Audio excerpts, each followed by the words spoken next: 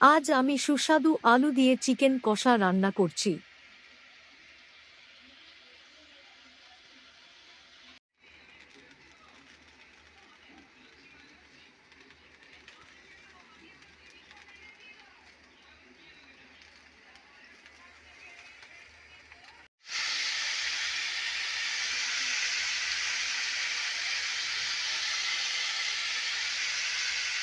প্রথমে আলুগুলো হালকা করে ভেজে তুলে নিলাম।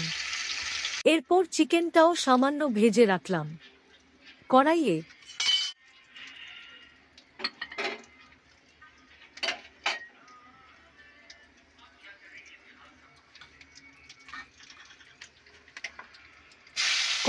তেল দিয়ে প্রথমে পেঁয়াজ ভালো করে ভেজে নিলাম।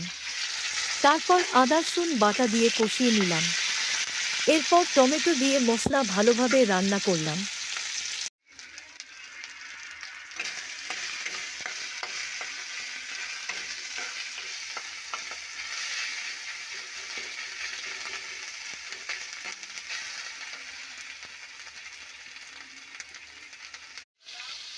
মশলা থেকে তেল ছেড়ে এলে ভাজা চিকেন ও আলু দিয়ে ভালোভাবে কষালাম।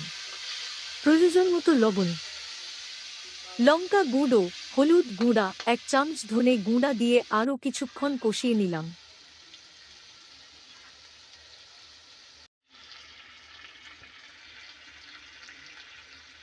শেষে গরম জল দিয়ে ঢেকে রান্না করলাম যতক্ষণ না চিকেন নরম হয়ে যায় এবং ঝোল সুন্দরভাবে ঘন হয়ে আসে।